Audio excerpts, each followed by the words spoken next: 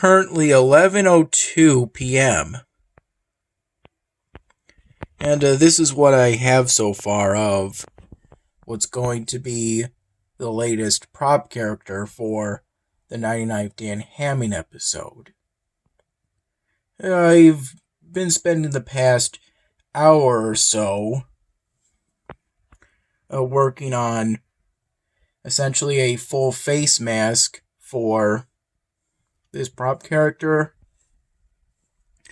after I finished the front of the jacket in the hours before Dan and I went to Brody's at the Bay. We did that yesterday. Before we went to Salvatore's,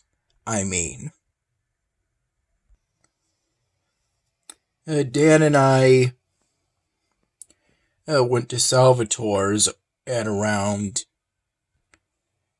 5 p.m.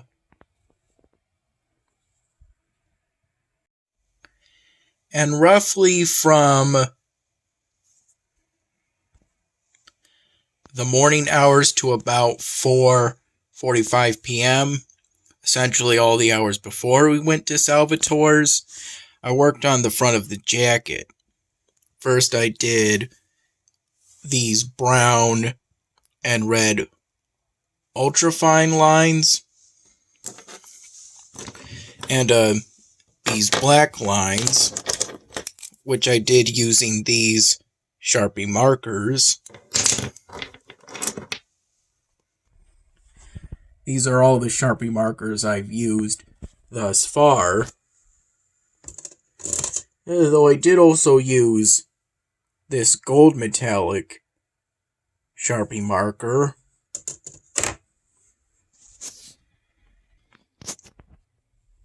Though I can't help but get the feeling that it's defective somehow.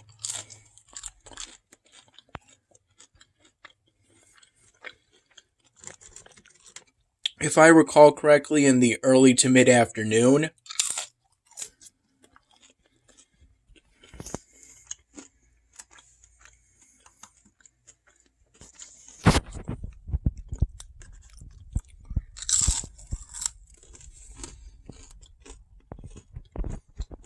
I used that marker in order to color in the zipper and pocket buttons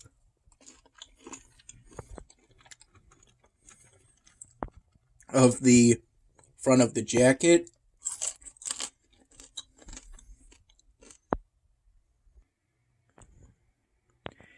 And I did the zipper buttons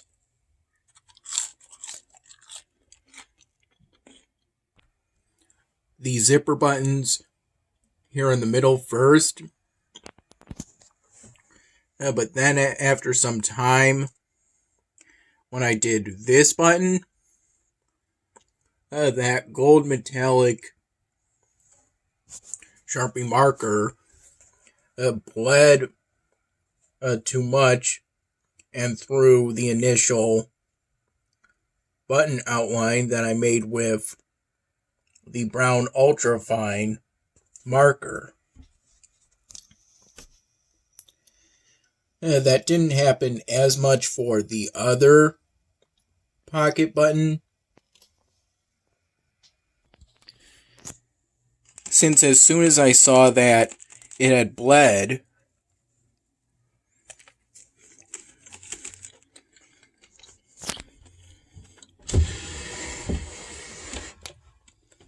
I acted swiftly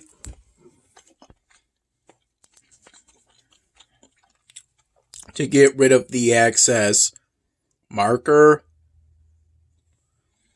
by doing this. And then the same thing kind of happened when I did the second button, pocket button, but I was more prepared that time and used this piece of paper towel in order to dry up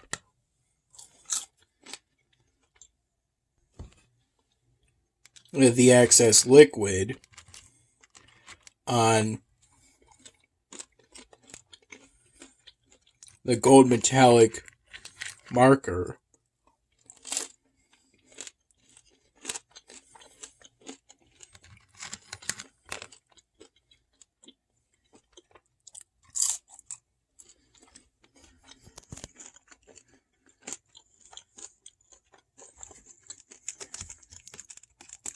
Now, that overbleed kind of bummed me out to an extent.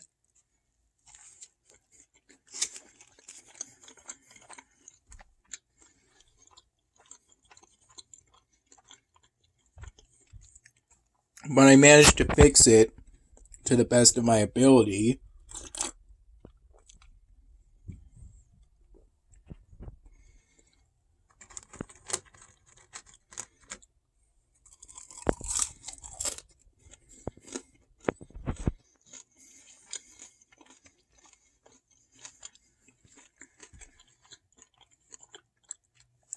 And I managed to cover up any gold metallic marker that was outside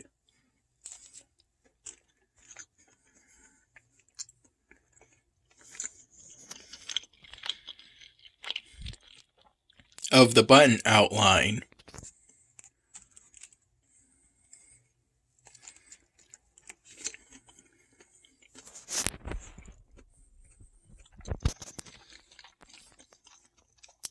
Dad made these hot dogs and fries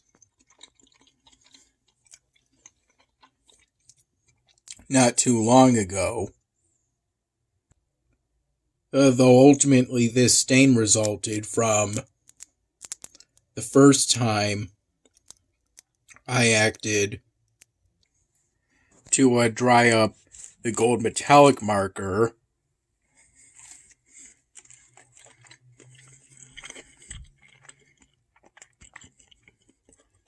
when it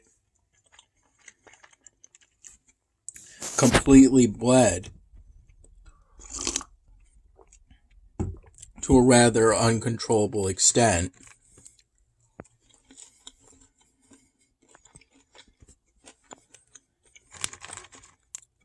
The 2 times it bled too much,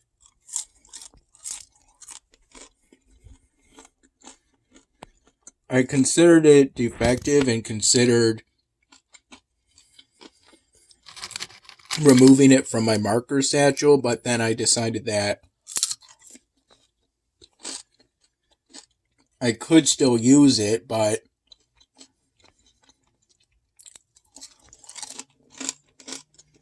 before doing so, I just have to remember, and that goes for any metallic Sharpie marker,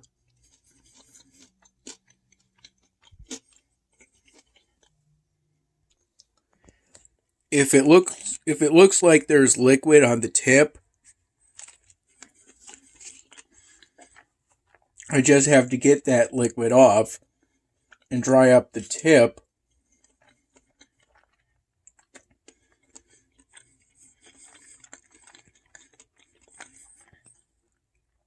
using paper towel, and try to avoid what I did after using paper towel the first time, that smaller piece, and then using my thumb to dry out the rest of the excess liquid. The first thing I did at Salvatore's, after Dad and I sat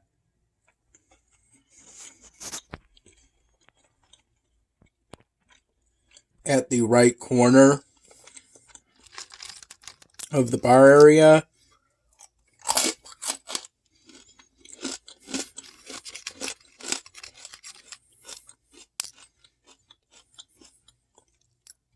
and Dad's friend sat to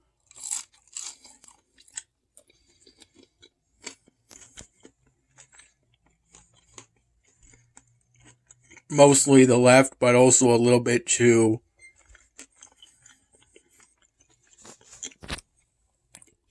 one to the right of us. In this case,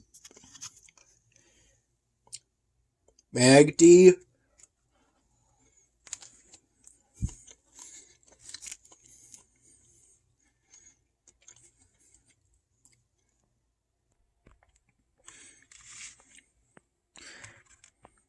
Dad got me the new drink of the month.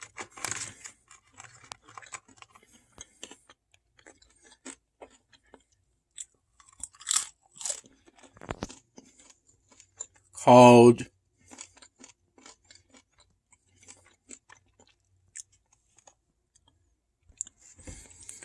if I recall correctly, it's the Cheryl O'Hare.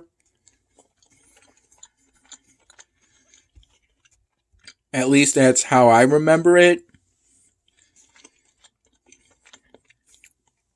It was a cocktail that consisted of Southern Comfort with cranberry juice and lime juice mixed in.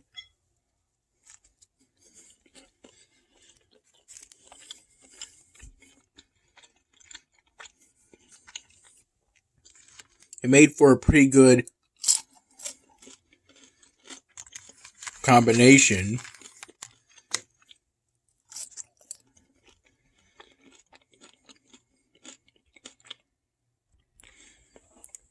That I enjoyed having, but that was my only alcoholic drink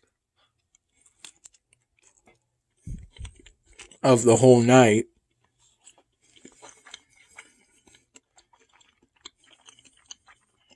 The whole 2 or so hours that we were at, roughly 2.5 hours that we were at Salvatore's.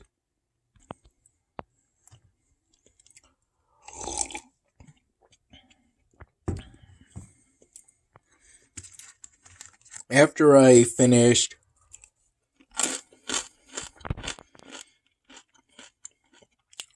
trying the new drink of the month,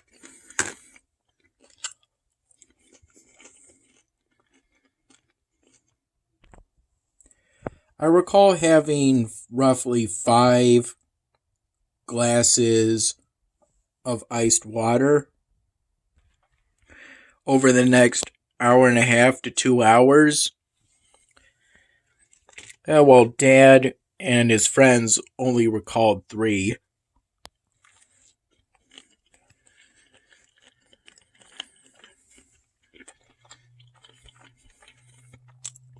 Either way, I had plenty of water.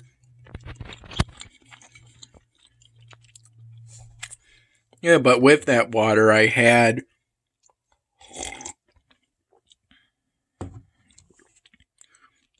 the lime wedge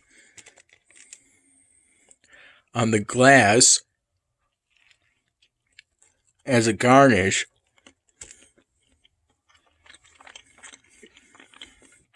The one that was part of the alcoholic drink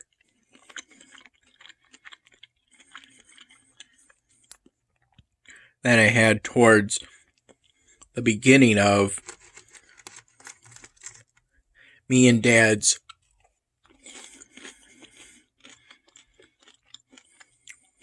trip to Salvatore's. I think it was mostly so Dad could talk with his friends.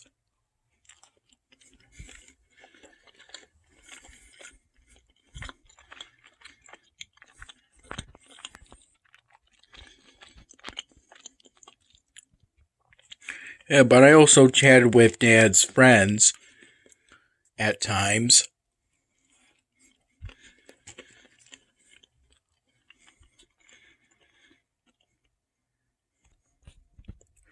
All in all, it was a pretty enjoyable time, and this glass that's currently has whole milk in it.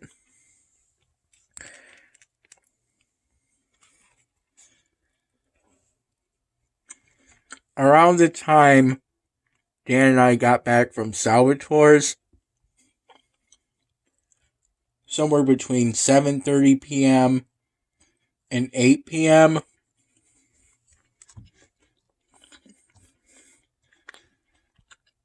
he told me about a glass that was full of cold brew coffee. In this case, coffee that was left inside the refrigerator to be chilled. And it was this glass, which I recall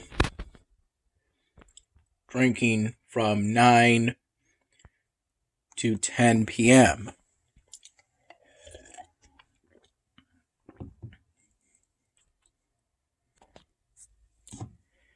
Dad had some glasses of beer, spacing them out over the hours we were at Salvatore's.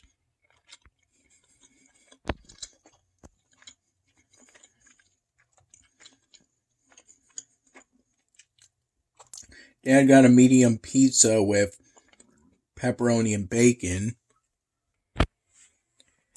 Excuse me, that Dad shared between me and himself.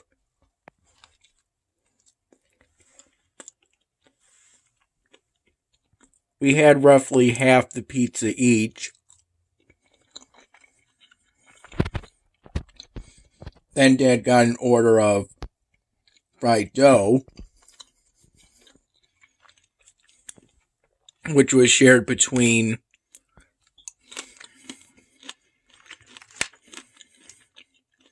us and Dad's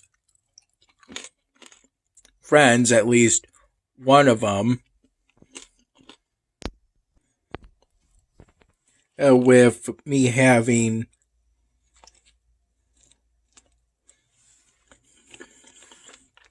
the most of that fried dough because Dad didn't want that much after having some pizza. And then we got another medium pizza to go. If I recall correctly, Dad got all pepperoni, then on one half peppers, and on the other bacon.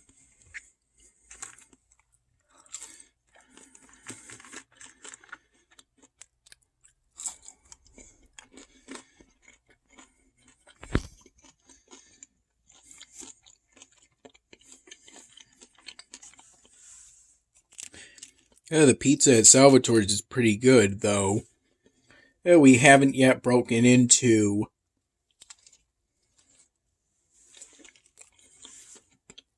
the medium pizza that we got to go at towards the end of tonight's visit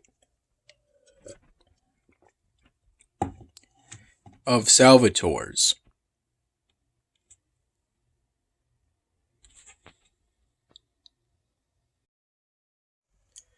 I recall from 9:30 in the morning to noon having 2 to 3 cups of coffee from the morning pot Dad made.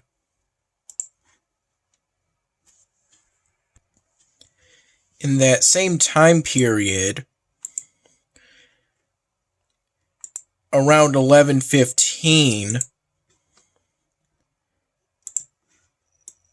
a.m.,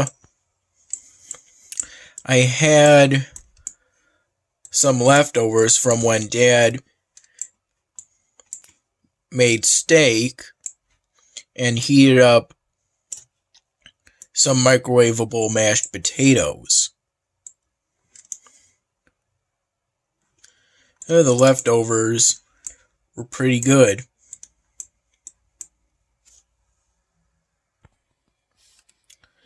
I'm gonna go to bed pretty soon. Lately I've been trying to go to bed at night so that I can wake up in the morning in an effort so I don't feel tired during the day or the afternoon, so that I can more optimally work on polystyrene drawings.